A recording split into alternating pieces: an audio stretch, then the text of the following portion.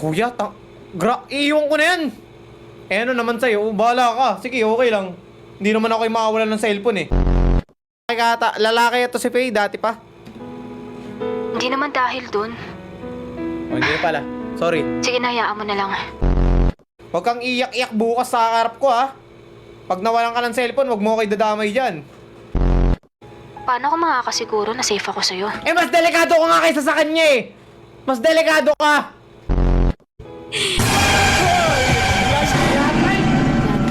Good!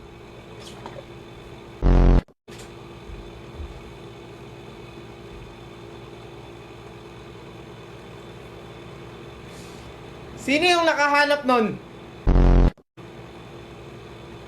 Pakte naman yan. Nananahimik ako nanonood dito eh, no? Nananahimik ako nanonood dito. Mark! Nananahimik ako man! Pakte. Nananahimik ako par. Di mo kailangan gawin yon. Paano nakapunta yun dito? Ano palang ibig sabihin bibigyan mo ako ng chance? Kuya, huwag ka nang kumagat, pare. Demonyo yun eh. Huwag ka nang kumagat dyan sa babaeng yan, par. Maraming salamat kay Mark, pati kay Lice sa heart niyo. Huwag ka nang kumagat, kuya. Marupok ka rin eh. Ang syunga-syunga mo, kuya. Kuya, isa ka sa syunga na mga nakilala ko. Kuya, ha? Kuya, ikaw ang pinaka... Pero bago yun, bigyan mo muna ako ng aso.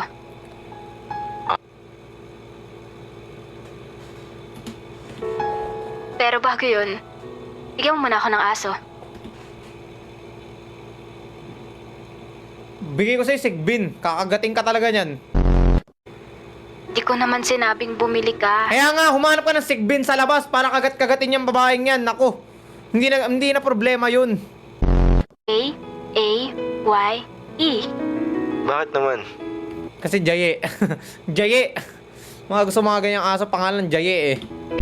Pinaghalo ko yung name natin. Yung J is yung start ng name mo. At yung A-Y-E is yung Faye. Kaya, J. Hindi, pili ko talaga mas maganda Jaye. Pare, Cute, no? diba? Masaya okay ata sa akin, Jaye. Lagaan mo yan ah. Baka magselos ka kasi pasweet na ako ngayon kay J. Okay lang.